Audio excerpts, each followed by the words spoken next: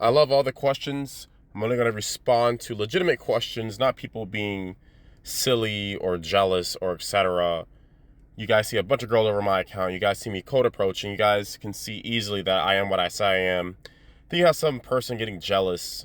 Oh, you don't talk to any girls, but you see a bunch of girls. Make it make sense. So I'm only going to respond to legitimate questions. No matter how tough the question is, I'll answer it. This person says, can I ask what the end goal is for you? Are you trying to get to know women for experience or the act, or is it eventually trying to find someone to marry? I guess up to date, it's kind of just what I do at this point, right? I make money from it. I get to meet a bunch of females.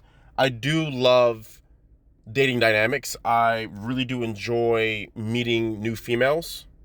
It's almost like buying a new car repeatedly. It's like getting a new car. Yeah, I've had the Mustang or the Challenger.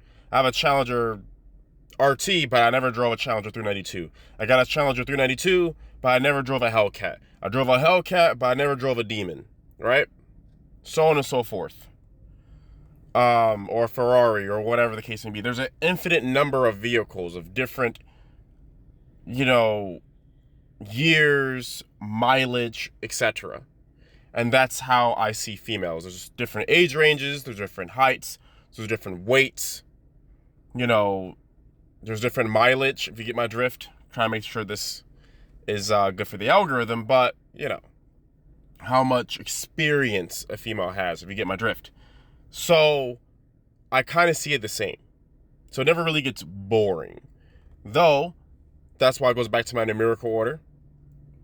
My numerical order helps me filter out used cars and new cars, all right? And it's gotten to the point where there's actually a little bit too many. Starting to get into like 70, 80 territory. So I have changed my my numerical order a little bit. At first I was fine with like 30 or 33 to 18. Now I'm pushing it down to 24 to 18. And they have to be 5'2". So that's something I've been doing too, to help me filter out all the girls. So that helps out a lot. But the end goal is marriage and to get rich. My personal goal is 10 million. So that's what I'm trying to do. And I know a lot of people will be satisfied financially where I'm at now, but that's my own personal goal is 10 million. And ultimately, I guess my end goal is 10 million, 4 wives.